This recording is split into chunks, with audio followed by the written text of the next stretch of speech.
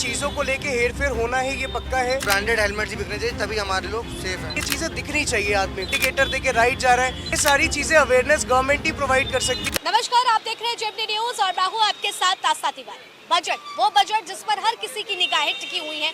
ऐसे में हर एक वर्ग के लोगों से मैं बात कर रही हूं, उनके दिल में बजट, आने वाले बजट को लेकर के क्या कुछ है उसे समझ रही हूं। अब ऐसे में अगर बात करें तो ऑटोमोबाइल सेक्टर, वो सेक्टर जिस पर हर किसी की निगाहें टिकी रहती हैं, क्योंकि जिस तरह से प्रधानमंत्री नरेंद्र मोदी और मौजूदा सरकार लगातार मेक इन इंडिया को ग्रो करने के लिए, आत्मनिर्भर भारत बनाने के लिए काम कर रही है, उसमें ये सेक्टर बहुत ही ज्यादा अहम हो जाता है। अब ऐसे में जिस तरह से जीएसटी के स्लैब बदले गए हाल ही में और उसके बाद आने वाले बजट से इससे जुड़े हुए लोग कैसे देख रहे हैं, उसी पर ही बात करूंगी और समझूंगी। और यहाँ पर इस वक्त मैं खुद ऑटोमोबाइल सेक्टर पर मौजूद हूँ। यहाँ पर जो लोग इससे काम करते हैं उन्हीं से चलिए चर्चा करते हैं और समझने की कोशिश करते हैं कि इस बार आने वाले बजट से आखिर उनको उम्मीद क्या है। सर, सबसे पहले आपका नाम? तुषार गुप्ता। तुषार जी, बजट आने वाला है, हर किसी की एक उम्मीद होती है, चाहे वो आम नागरिक हो, चाहे व्यापार से जुड़ा हो और खास करके जब ऑटोमोबाइल सेक्टर से जुड़ा हो, तो क्या कुछ उम्मीदें हैं इस बार? हम लोग सबसे पहले तो यही चाहते हैं, कुछ हम युवाओं के लिए कुछ एक नया प्रोत्साहन बढ़ाने के लिए गवर्नमेंट कुछ योजना लाए, जिससे हमको सबको रोजगार मिले। बजट में सबसे पहला पॉइंट यही होना चाहिए। उसके बाद रही बात ऑटोमोबाइल सेक्टर की, तो उसमें जो हमारा नया लाइसेंसिंग प्रणाली है, जो नया लाइसेंस बनने हैं, उसको थोड़ा सा और इजी करना चाहिए, जिससे हम लोग सिस्टमेटिकली, लोग जो बच्चे गाड़ी चलाना चाहते हैं वो लाइसेंस लेके सीख के कायदे से तब चलाएं, तो रोड पे एक्सीडेंट्स कम होंगे। दूसरा हमारा पॉइंट है कि हमारे यहाँ मानक है, जो ISI मानक है, उसके अनुसार हेलमेट्स होने चाहिए, पर फिर भी बिना ISI हेलमेट काफ़ी ज़्यादा मार्केट में बिक रहे हैं, तो उस पर रोक होनी चाहिए। बड़ी भारी संख्या में ये रोड साइडर ठेले पे लगा के ऐसे लोग हेलमेट बेच रहे हैं, उनको नहीं बिकना चाहिए। केवल ब्रांडेड हेलमेट ही बिकने चाहिए, तभी हमारे लोग सेफ हैं। और बाकी तो जनरली क्या है कि गाड़ियों का थोड़ा सा बहुत ज़्यादा ट्रैफिक होने की वजह से रोडें भी नहीं है, रोडों की अवेलेबिलिटी थोड़ी चौड़ीकरण होना चाहिए रोडों का।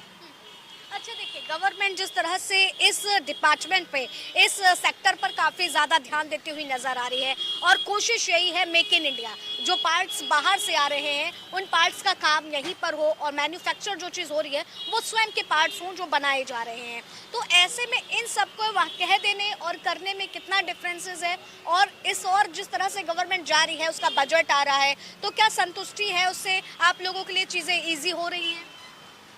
अब जैसे कि स्वदेशी के लिए गवर्नमेंट बहुत ज़्यादा फोकस्ड है, बट हम समझते हैं कि स्वदेशी के लिए करना अच्छी बात है, पर हमें आज भी वो एनवायरनमेंट नहीं मिल पा रहा। हमें ज़मीन चाहिए तो उसके लिए लोन लेना है, गवर्नमेंट सब्सिडी दे रही, बट वो लाइफ टाइम चल सके इसके लिए थोड़ा सा हमें और ज़्यादा इनिशिएटिव गवर्नमेंट को देना चाहिए। अभी भी हम लोग थोड़ा सा डरा सा महसूस कर रहे हैं, क्योंकि हमारा जो प्रोडक्ट होगा, जो नया लाओ, वो बाकी बड़ी कंपनियों से कम्पीट करने के एडवर्टीजमेंट बहुत सारे खर्चे होते हैं। मेरा नाम निशीत गुप्ता है और कुछ ऐसे विचार हमारे भी इस चीज़ में हैं कि जैसे काफ़ी टाइम पहले जब लोग 2 पहिया वाहन भी खरीदते थे तो उनकी कीमत लगभग 50,000 60,000 के आसपास होती थी। आज वही चीज़ लाख रुपए को क्रॉस कर गई है और आदमी तब भी लोन के सहारे ही सही, लेकिन अपनी ज़रूरतों के लिए उसको ख़रीदना पड़ रहा है। तो कहीं ना कहीं ये चीज़ें सही भी हैं, बट जो चीज़ पहले अगर सस्ती थी वो अचानक से महंगी हो गई, रॉ मटेरियल महंगा हो गया, या तो चीज़ें बाहर से महंगी आ रही हैं इसलिए यहाँ महंगा असेंबल हो रहा है, तो इन सब चीज़ों की वजह से भी महंगी हो सकती है। लेकिन ये सारी चीज़ें लोगों की रीच से बाहर चली जा रही हैं। साथ ही साथ में अगर चीज़ें महंगी हो भी रही हैं तो उस हिसाब से चीज़ों की सुविधाएं नहीं मिल रही हैं। जैसे इंफ्रास्ट्रक्चर बदल रहा है, धीमे धीमे बढ़ रहा है, आगे चीज़ें हो रही हैं, लेकिन बहुत सारी चीज़ें ऐसी भी हैं जिसमें कि मतलब आज भी चेंजेस नहीं हो पा रहे हैं। उम्मीद यही है हमारी सरकार से, सरकार के विरोध में नहीं बोलते या कोई भी ऐसी चीज़ नहीं है, बट उम्मीद यही करते हैं कि जो भी चीज़ें गलत तरीके से आज भी चल रही हैं, जैसा कि हमारे मित्र ने कहा कि नॉन ISI हेलमेट्स ये आज भी चल रहे हैं, आज भी चीज़ें बिक रही हैं और आदमी खरीद रहा है सिर्फ चालान के डर से। आदमी को सेफ्टी की कोई भी वो इंफॉर्मेशन नहीं दी जा रही है अच्छे से, तो ये सारी चीज़ें कहीं ना कहीं प्रॉब्लम क्रिएट कर रही हैं।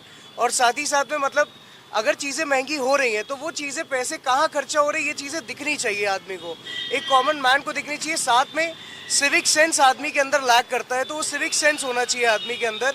अब यहाँ पे बहुत सारे लोग गाड़ी चला रहे हैं, बाइक चला रहे हैं, कार चला रहे हैं, लेकिन सिविक सेंस बिल्कुल नहीं है आदमी को। आदमी लेफ्ट का इंडिकेटर देके राइट जा रहा है। ये सारी चीज़ें अवेयरनेस गवर्नमेंट ही प्रोवाइड कर सकती है, हर एक इंसान इंडिविजुअली प्रोवाइड नहीं कर सकता है। प्लस बजट के हिसाब से मैं यही चाहूँगा कि थोड़ा सा अगर रिलीफ मिल सकती है जनता को तो वो सरकार के लिए बहुत अच्छा कदम होगा, रादर दैन की मतलब खुद ही आप चीज़ों को एक्सपेंसिव करते जाओ, फिर उसके बाद वो पैसा जा कहाँ रहा है इंसान को पता ही ना चले। टैक्स स्लैब में बदलाव किया गया, जो टैक्स स्लैब 4 होते थे अब उन्हें 2 में किया गया है। अब ऐसे में जो बहुत ही ज़्यादा हायर लग्जरी चीज़ें हैं वो आपकी 40% में कन्वर्ट हो गई, बहुत सी जो है वो 18% में आ गई जो लो उसकी है। तो ऐसे में जो चीज़ों का यहाँ पर बन रही है, मैन्युफैक्चर हो रही हैं, उनके पार्ट्स जो हैं बाहर से आ रहे हैं, रॉ मटेरियल्स बाहर से आ रहे हैं, तो उसका कस्टम ड्यूटी, जीएसटी, ये आप लोगों पर कितना ज़्यादा इफेक्ट डालता है और क्या वाकई में उस तरीके से मुनाफे होते हैं आप लोगों को? देखिए, मुनाफे की बात अगर है तो ऐसा नहीं है कि कंपनीज हम लोगों को कमाने का मौका नहीं देती, लेकिन बात यही है कि जब मार्केट में अगर डुप्लीकेसी आ जाएगी तो उसके बाद चीज़ों को लेके हेरफेर होना है, ये पक्का है। आदमी के साथ धोखाधड़ी होनी ये भी चीज़ पक्की है, लेकिन ये चीज़ नहीं होनी चाहिए। बाहर से अभी भी इम्पोर्ट हो रही है बहुत सारी चीज़ें, कहने को मेक इन इंडिया हो रहा है, लेकिन मेरे हिसाब से असेंबलिंग को मेक इन इंडिया नहीं कह सकते।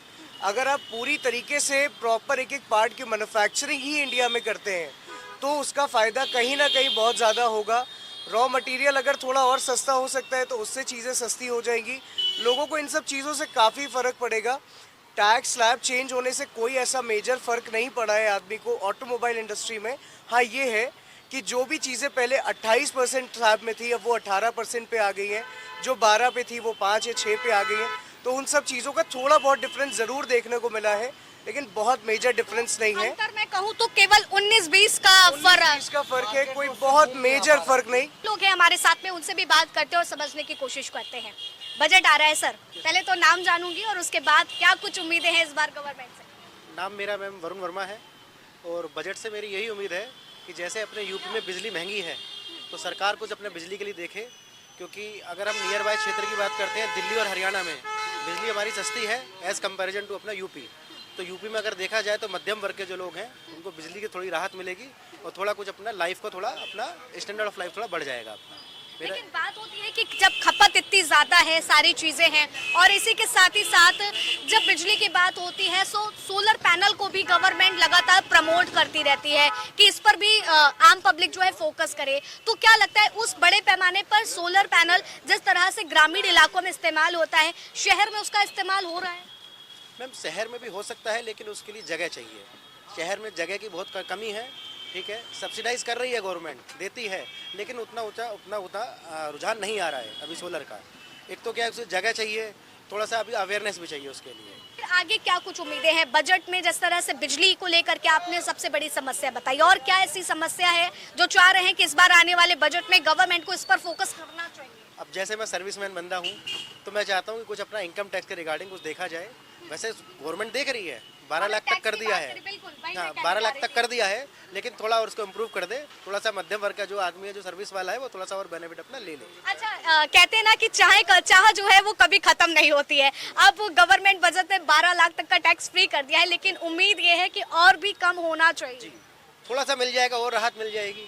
हम तो आम आदमी है मैडम, सरकार से यही रिक्वेस्ट करेंगे कि जितना मिल जाए उतना अच्छा है हमारे लिए, क्योंकि हम भी चाहते हैं कि हमारी भी ग्रोथ होगी। वैसे हम देना चाहते हैं टैक्स, लेकिन एक लिमिटेड वे में अपना जाए और थोड़ा सरकार उसको भी देखे कि हमें क्या बेनिफिट मिल सकते हैं। ठीक है सर, एक अनुभव होगा आपको आपके व्यापार का, और उसी सेक्टर से जुड़े मैं लोगों से बातचीत कर रही हूँ और समझ रही हूँ कि कैसे इन सारी चीज़ों को देख रहे हैं।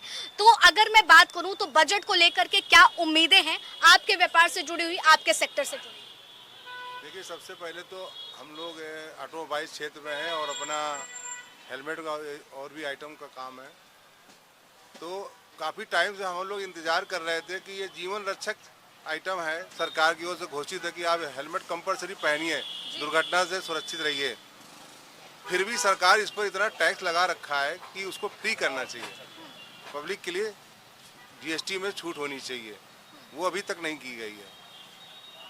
तो मैं समझता हूँ कि ये सरकार इस पर विशेष ध्यान दे, खास तौर से ये जीवन रक्षक इसको माना गया है।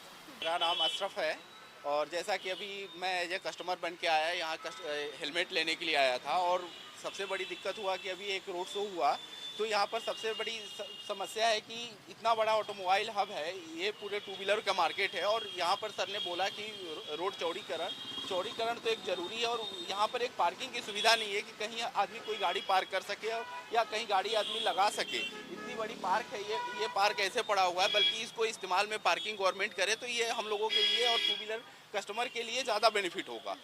जो कि ये चीज़ें गवर्नमेंट को और डबल इंजन की सरकार है तो इस चीज़ को इनको ध्यान में रखना चाहिए। क्या लगता है कि जिस तरह से ऑटोमोबाइल सेक्टर पर बजट को लेकर के फोकस अगर हर बार बात करी जाए तो मतलब कि ईयर बाय ईयर जो है इसमें घटाया गया है।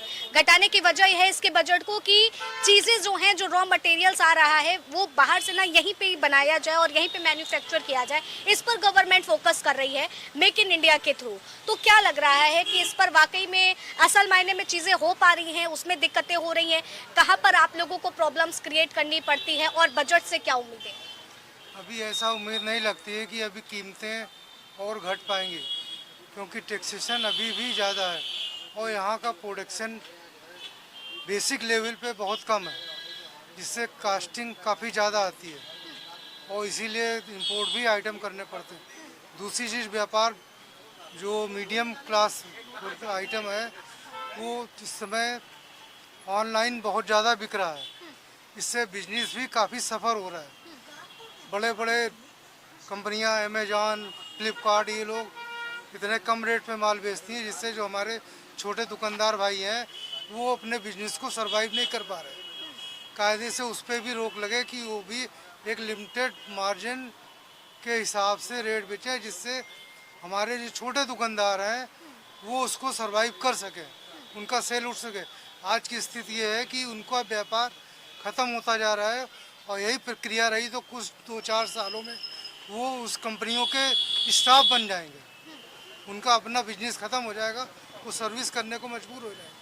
तो मतलब आज के समय व्यापारी के पास सबसे बड़ी समस्या यही है कि जो ऑनलाइन चीजें हो रही हैं लेकिन वहां पर जो सस्ती चीजें जो कर दी जा रही हैं वो एक अहम समस्या बन रही है और समस्या एक ऐसी है कि आने वाले वक्त में व्यापारियों को भी ये डर सता रहा है कहीं वो अपना व्यापार छोड़ करके नौकरी के लिए व्यवसाय उधर की ओर ना बढ़े, उन्हीं के यहाँ नौकरी ना करने लगे।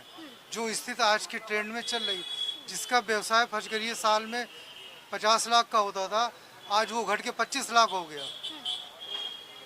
तो 25 लाख हो गया, वो अपने खर्चे कैसे मीट आउट करे? तो ये समस्याएं ये भी समस्या है, इसके ऊपर भी बजट में गवर्नमेंट को ध्यान देना चाहिए।